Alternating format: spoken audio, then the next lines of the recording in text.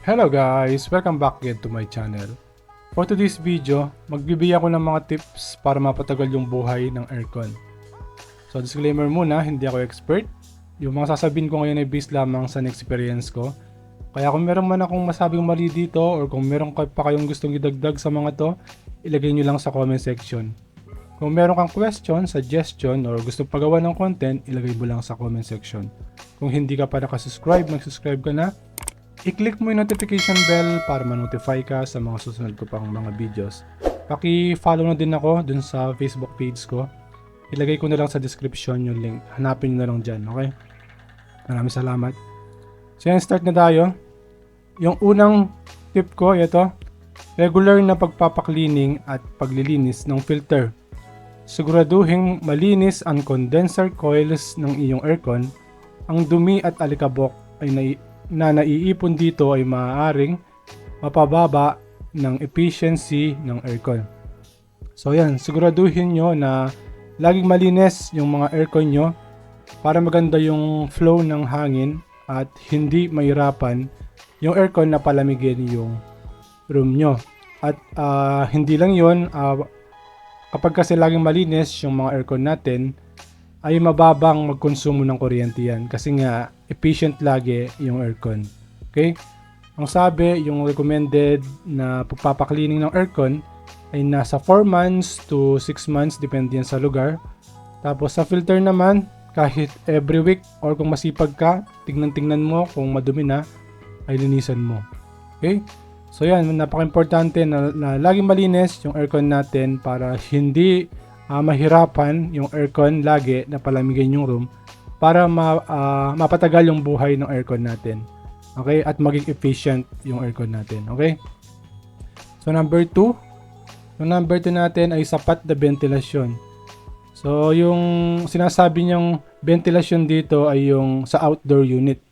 Siguraduhin may sapat na ventilasyon sa paligid ng aircon unit.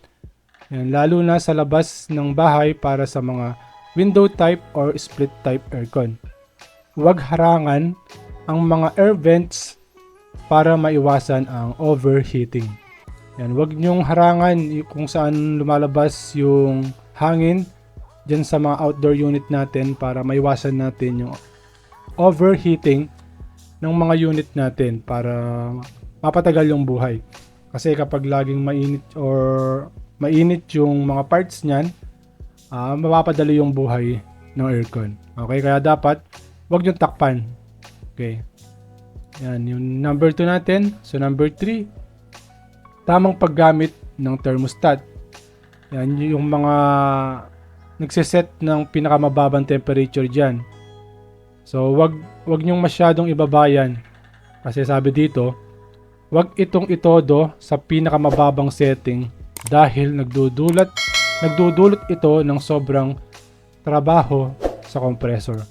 So yan, kasi kapag mababa kasi yan laging nakatodo lagi yung compressor or laging tatrabaho yung compressor. Kasi nga nase-sense ng aircon na malayo yung gap ng temperature sa room mo tsaka yung sinet mo na temperature. Kaya laging nagtatrabaho yung compressor mo. Kapag binaba mo masyado yung thermostat or yung temperature na sinet mo sa aircon mo.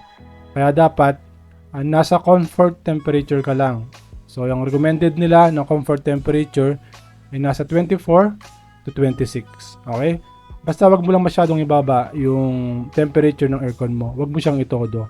Kasi nga lagi magtatrabaho yung compressor. Baka mag-cause pa yan ng mapadali yung buhay ng aircon. Okay? So number 4. Yung number 4 natin, yung tamang pag-install ng aircon. Yan, ito, paalala ko, lalong-lalo na dun sa mga split type. Kasi kapag split type, kailangan meron mag-i-install na magaling dyan or professional talaga na installer ng mga split type. Kasi yung ibang split type, dito sila nagkakaproblema. Tapos yung sisi nila, sa mismong brand, na kesyo pangit daw yung brand. Pero ang totoo nun, yung mismong nag-i-install talaga yung nagkamali. Okay? Kaya dapat kapag magpapa-install kayo ng aircon, kahit na window type pa yan, dapat marunong yung mag-i-install. Lalo-lalo na dun sa mga split type, maselan kasi yan. Okay? Dun sa window type naman, kahit na isasalpak mo lang yan, dapat tama pa rin. Dapat yung nasa likod ng window type, nakababa, para yung tubig, dyan pumunta sa likod. Okay? Hindi sa harap. Kasi meron kasi ako nababasa na tumutulo daw yung window type nila sa harap, o siguro mali yung pagkaka-install. Dapat nakababa yan sa likod para dyan pumunta yung tubig instead na sa harap. Okay? Yan, dapat tama yung pagkaka-install ng mga aircon natin para yung buhay ng aircon natin ay mapatagal. Okay? So yan, number 5 na tayo. Iwasan ng madalas na on and off. Yan, yung iba, ito yung ginagawa nila. Akala nila mas makakatipid sila. Pero hindi ko sinasabi na lagi mong pinapaandar or matagal mong pinapaandar or naka-on yung aircon. Ang sinasabi ko dito, yung on and off. Yung sandali mo lang papatayin yung aircon mo, tapos i-on mo na naman, tapos i-off mo na naman, tapos i-on mo na naman. Siguro sa isang araw, makalima ka mag-on and off. So kung sandali mo lang naman papatayin yung aircon mo, wag mo nang i-off siguro. Kung 1 hour lang o 30 minutes, wag mo nang i-off, idiretso mo na. Okay? Pero hindi ko sinasabi na idiretso mo ng 24 hours. Dapat meron din rest. Okay? Para mapatagal natin yung buhay ng mga aircon natin. Sabi niya dito, huwag madalas na i-on and off ang aircon sa maikling oras. Yan, sa maikling oras lang magdudulot ito ng stress sa compressor at iba pang bahagi ng unit. O yan. Kapag daw lagi kang nag-on and off, may stress daw yung compressor tsaka yung ibang parts ng unit. At magiging cause pa yan na mapadali yung buhay ng aircon mo. Okay? So number 6, seal ang mga leaks. Yan, ito yung sa mismong kwarto kung saan mo nilagay yung mismong aircon mo. Yung mga butas dyan, yung mga side sa pinto, yan, siguraduhin walang mga leaks sa inyong bahay tulad ng mga pinto at bintana upang hindi pumasok ang init. Ang mainit na hangin mula sa labas na magpapahirap sa aircon.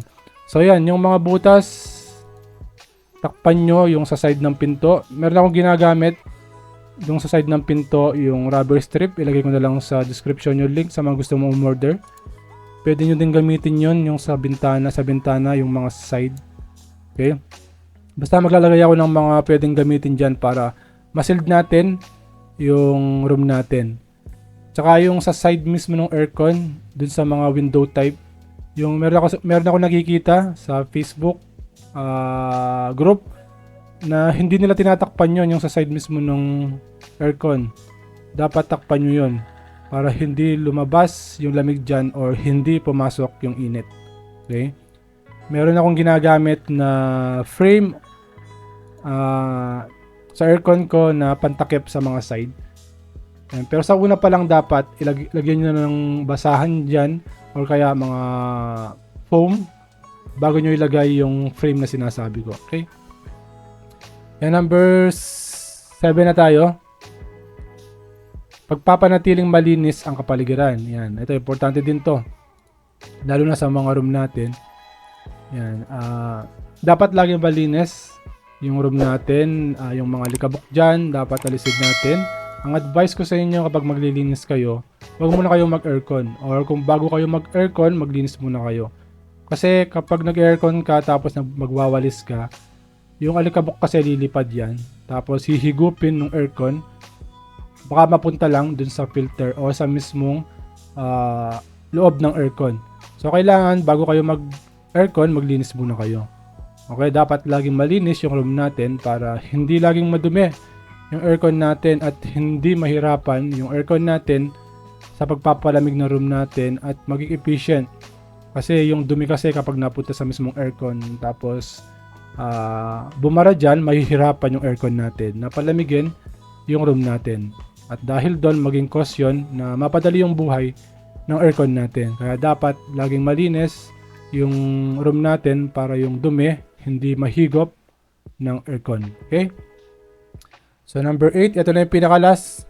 Hanggat maaari, lagyan ng bubong or protection sa ulan at init ng araw. So yan, kung pwede, maglagay kayo ng protection sa aircon natin dun sa mga outdoor basta wag lang siyang naka-direct sa ulan kasi kapag lagi nababasa yan may mga bakal din na parts yan, possible kasi na prone yan sa kalawang kapag lagi nauulanan.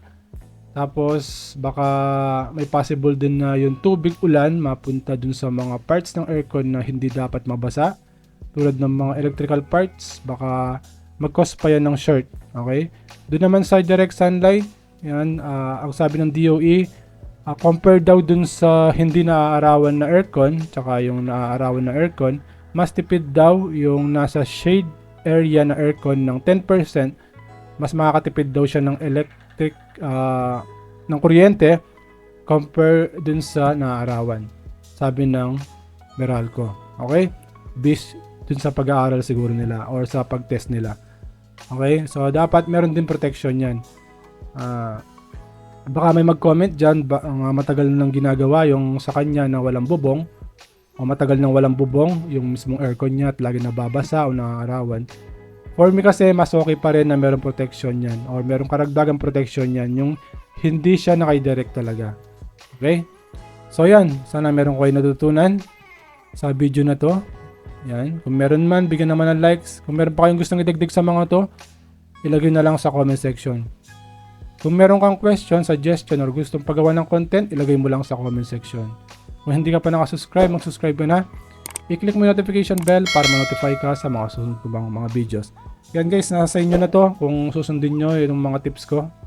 Pero bisa experience ko, yan, ito yung ginawa ko para sa inyo. Okay guys, maraming salamat sa panonood. Kita-kita ulit tayo sa mga susunod ko pang mga videos. Maraming salamat.